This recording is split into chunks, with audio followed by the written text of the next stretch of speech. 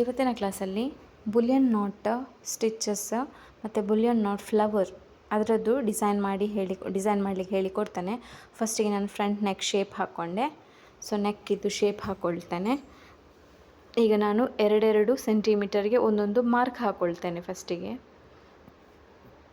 ಹೀಗೆ 2 ಸೆಂಟಿಮೀಟರ್ಗೆ ಒಂದೊಂದು ಮಾರ್ಕ್ ಹಾಕ್ಕೊಂಡು ರೌಂಡ್ ಶೇಪ್ ಮಾಡ್ಕೊಳ್ತೇನೆ. ಇದರ ಒಳಗಡೆ ನಾವು ಬುಲಿಯನ್ ನಾಟ್ಸ್ ಮಾಡಬೇಕು, ಬುಲಿಯನ್ ನಾಟ್ ಫ್ಲವರ್ ಮಾಡಬೇಕು.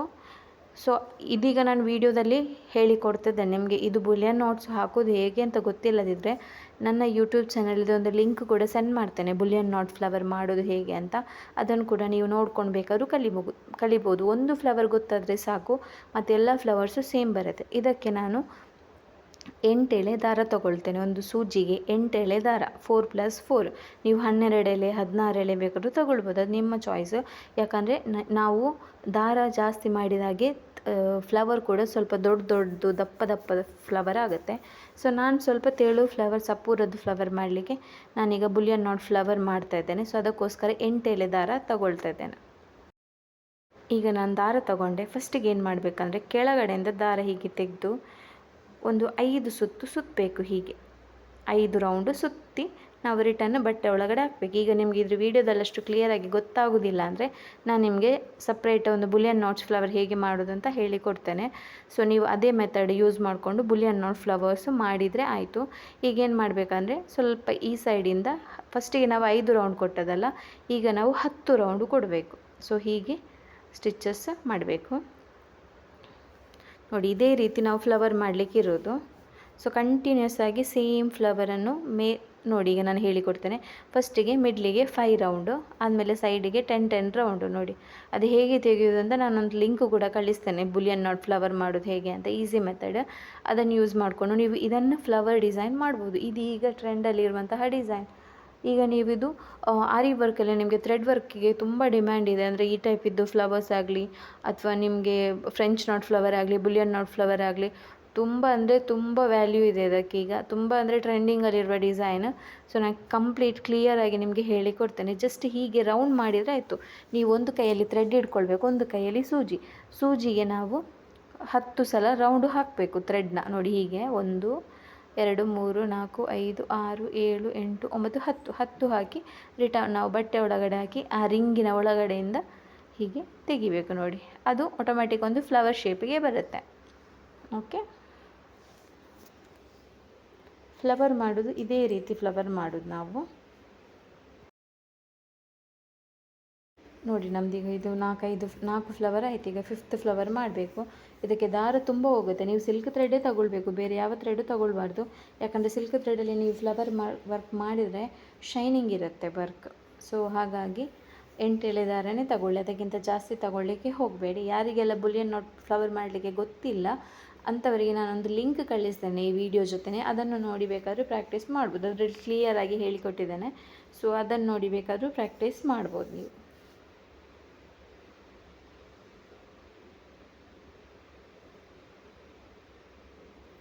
ಜಸ್ಟ್ ಏನಿಲ್ಲ ಅಂದರೆ ನಿಮಗೆ ಅದೊಂದು ಟ್ರಿಕ್ಸ್ ಗೊತ್ತಾದರೆ ಸಾಕು, ಮತ್ತು ನೀವೇ ಮಾಡ್ಬೋದು.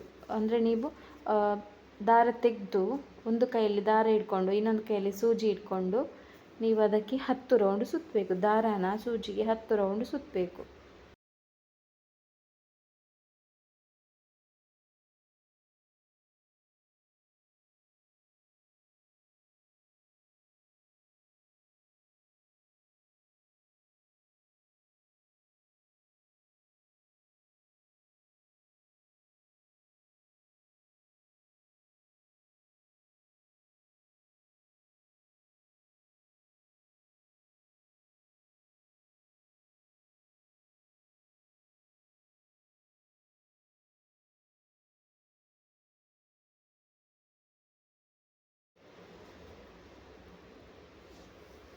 ಸೊ ಈಗ ನೋಡಿ ನಾವು ಹೀಗೆ ಫ್ಲವರ್ ಮಾಡ್ತಾ ಇದ್ದೇವೆ. ಸೊ ಅದು ಗಂಟಾಗುತ್ತೆ. ಒಮ್ಮೊಮ್ಮೆ ನಿಮಗೆ ಸಿಲ್ಕ್ ಥ್ರೆಡ್ ಗಂಟೆ ಟೈಪ್ ಬೀಳುತ್ತೆ, ಬಟ್ ನೀವು ಹಾಗೆ ಗಂಟೆ ಟೈಪ್ ಬೀಳಲಿಕ್ಕೆ ಬಿಡಬಾರ್ದು. ಇಲ್ಲದಿದ್ದರೆ ನಿಮಗೆ ವರ್ಕ್ ಕಷ್ಟ ಆಗುತ್ತೆ, ತುಂಬ ಕಷ್ಟ ಆಗುತ್ತೆ. ನಿಮ್ಗೆ ಅದೊಂದು ಟ್ರಿಕ್ಸ್ ಗೊತ್ತಾದರೆ ಸಾಕು, ಮತ್ತು ನೀವೇ ಸ್ಟಿಚಸ್ ಮಾಡ್ಬೋದು. ನೋಡಿ ಹೀಗೆ ನಾಟ್ ಸಿಕ್ಕಿತ್ತಲ್ಲ, ಅದರೊಳಗಡೆಯಿಂದ ಥ್ರೆಡ್ ತಗೊಳ್ಬೇಕು, ಲಾಕ್ ಆಗುತ್ತೆ, ಅಲ್ಲಿಗೆ ಲಾಕ್ ಆಗುತ್ತೆ. ಜಸ್ಟ್ ಅದೊಂದು ಟ್ರಿಕ್ಸ್ ಅಷ್ಟೇ.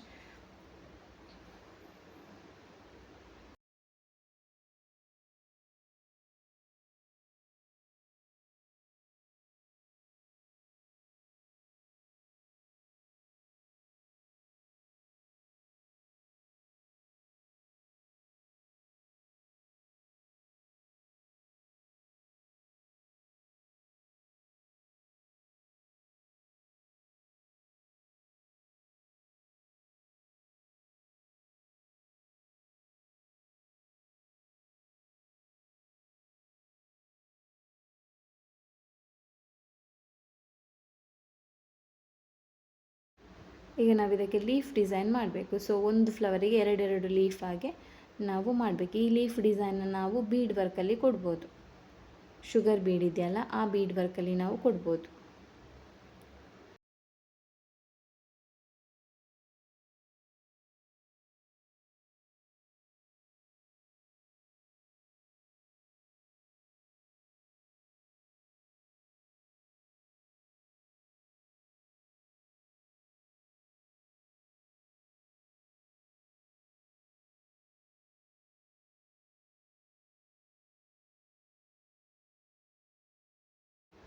ನೋಡಿ, ಈಗ ನಾವು ಲೀಫ್ ಡಿಸೈನ್ ಕೊಡ್ತೇವೆ. ನೀವು ಲೀಫ್ ಲೋಡೆಡ್ ಸ್ಟಿಚ್ ಮಾಡಿದ್ದೀರಲ್ಲ, ಸೇಮ್ ಮೆಥಡಲ್ಲಿ 3 ಬೀಡ್ಸ್, ಒಂದು ಲೈನ್ಗೆ 3 ಬೀಡ್ಸ್ ಅಂಥದ್ದು 3 ಲೈನ್ ಮಾಡಿದರೆ ಸಾಕು. ಒಂದು ಲೀಫಿಗೆ 3 3 3 ಅಂದರೆ 3 ಬೀಡ್ಸನ್ನ 3 ಲೈನ್ ಮಾಡಿದರೆ ಸಾಕಾಗುತ್ತೆ. ಸೊ ಹೀಗೆ ನಾವು ಲೀಫ್ ಡಿಸೈನ್ ಮಾಡಬೇಕು.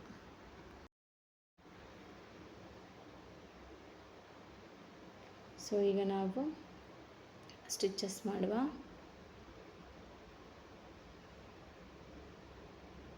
ಸೊ ಲೀಫ್ ಡಿಸೈನ್ ಮಾಡ್ತಿದ್ದೇನೆ. ಲೀಫ್ ಡಿಸೈನ್ ಆಲ್ರೆಡಿ ನಿಮಗೆ ಗೊತ್ತಿದೆ, ಅಂದರೆ ಬೀಡ್ಸಲ್ಲಿ ಲೋಡೆಡ್ ಸ್ಟಿಚ್ ಮಾಡೋದು, ಬೀಡ್ಸ್ ಲೀಫ್ ಮಾಡೋದು ಗೊತ್ತಿದೆ ಅಲ್ಲ. ಜಸ್ಟ್ ಕ್ರಾಸ್ ಆಗಿ ಸ್ಟಿಚಸ್ ಮಾಡಿದರೆ ಆಯಿತು. ಬಟ್ ಇದು ಫ್ಲವರ್ ಮಾಡೋದು ಮೇಯ್ನ್. ನಾನು ನಿಮಗೆ ಫ್ಲವರ್ ಮಾಡೋದು ಒಂದು ಲಿಂಕ್ ಕಳಿಸ್ತೇನೆ. ಯಾಕಂದರೆ ಫ್ಲವರ್ ಮಾಡಿದ್ರೇ ನಿಮಗೆ ಜಾಸ್ತಿ ವ್ಯಾಲ್ಯೂ, ಅಂದರೆ ಅದು ಥ್ರೆಡ್ಡಲ್ಲಿ ಮಾಡೋದಲ್ವ. ಲೀಫ್ ನೀವು ಬೀಡಲ್ಲಿ ಮಾಡೋದು, ಅದು ಅಷ್ಟೇನು ಇದಿಲ್ಲ, ಅಂದರೆ ನಿಮಗೆ ನಾರ್ಮಲ್ ಗೊತ್ತಿರುತ್ತೆ. ಬಟ್ ಬುಲಿಯನ್ ನೋಟ್ಸ್ ಇದು ವರ್ಕ್ ಎಲ್ಲ ತುಂಬ ಚೆನ್ನಾಗಿ ಬರುತ್ತೆ, ಡಿಸೈನ್ಸ್ ಎಲ್ಲ. ಸೊ ಅದನ್ನು ನೀವು ಮಾಡಿ ಕಸ್ಟಮರ್ಸಿಗೆಲ್ಲ ಮಾಡ್ಬೋದು, ಅಥವಾ ನಿಮ್ಮ ಬ್ಲೌಸಿಗೆ ಬೇಕಾದ್ರೂ ಮಾಡ್ಬೋದು. ಸೊ ಈಗ ನಾನು ಲೀಫ್ ಡಿಸೈನ್ ಕಂಪ್ಲೀಟ್ ಆಗಿತ್ತು. ಈಗ ನಾವು ಇವತ್ತು neck line, straight neck line ಮಾಡೋದಲ್ಲ, ಕಟ್ ವರ್ಕ್ ಶೇಪ್ ಮಾಡಬೇಕಂದ್ರೆ ಸ್ವಲ್ಪ ಕಟ್ ಶೇಪಲ್ಲಿ ನಾವು ಫಸ್ಟಿಗೆ ಮಾರ್ಕ್ ಹಾಕ್ಕೊಳ್ಬೇಕು. ವೈಟ್ ಪೆನ್ಸಿಲ್ ತಗೊಂಡು ಸ್ವಲ್ಪ ಈ ಟೈಪಲ್ಲಿ ಮಾರ್ಕ್ ಹಾಕ್ಕೊಳ್ಬೇಕು ನೆಕ್ ಲೈನಿಗೆ. ನಾವು ಇವತ್ತು ಸ್ಟ್ರೈಟ್ ಶೇಪ್ ಅಲ್ಲ, ಸೊ ನಾವು ಅದಕ್ಕೆ 2 ಲೈನ್ ಚೈನ್ ಸ್ಟಿಚ್ ಕೊಡಬೇಕು. ನಾನೀಗ 1 ಲೈನ್ ಕೊಡ್ತೇನೆ, ಬಟ್ ನೀವು ಬ್ಲೌಸಿಗೆ ಮಾಡುವಾಗಲಿ, ನೀವು ಯಾವುದಾದ್ರೂ ಡಿಸೈನ್ ಮಾಡುವಾಗಲಿ ಮಿನಿಮಮ್ 2 ಲೈನ್ ಚೈನ್ ಸ್ಟಿಚ್ ನೀವು ಕೊಡಲೇಬೇಕಾಗುತ್ತೆ. ಯಾಕಂದರೆ ಇಲ್ಲದಿದ್ದರೆ ಟೈಲರ್ಸ್ನವರು ಕಟ್ ಮಾಡುವಾಗ ಅದು ಕಟ್ಟಾಗಿ ಹೋಗುತ್ತೆ, ಅದಕ್ಕೋಸ್ಕರ. ಸೊ 2 ಲೈನ್ ಚೈನ್ ಸ್ಟಿಚ್ ಕೊಡಿ. ಸೊ ಇದೀಗ ಚೈನ್ ಸ್ಟಿಚ್ ಕಂಪ್ಲೀಟ್ ಆಗ್ತಾ ಬಂತು ನೋಡಿ. ಚೈನ್ ಸ್ಟಿಚ್ ನೀವು 2 ಲೈನ್ ಕೊಡಬೇಕು, ಸಿಂಗಲ್ ಲೈನ್ ಅಲ್ಲ. ಸಿಂಗಲ್ ಲೈನ್ ಕೊಟ್ಟರೆ ನಿಮಗೆ ಅದು ಮತ್ತು ಕಟ್ಟಿಂಗಲ್ಲಿ ವರ್ಕ್ ಹೋಯಿತು ಅಂದರೆ ನೀವು ಅಷ್ಟು ವರ್ಕ್ ಮಾಡಿದ್ದು ವೇಸ್ಟ್ ಆಗುತ್ತೆ. ಸೊ ಹಾಗಾಗಿ ಡಬಲ್ ಲೈನ್ ಕೊಡಿ, ಡಬಲ್ ಲೈನ್ ಚೈನ್ ಸ್ಟಿಚ್ ಕೊಡಬೇಕು.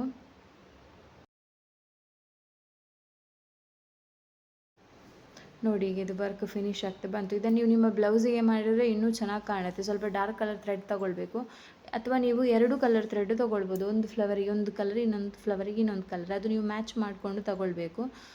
ಸೊ ನೋಡಿ, ನಾನೀಗ ಲಿಂಕ್ ಕೂಡ ಕಳಿಸ್ತೇನೆ ಬುಲಿಯನ್ ನಾಟ್ ಫ್ಲವರ್ ಇದ್ದು. Thank you.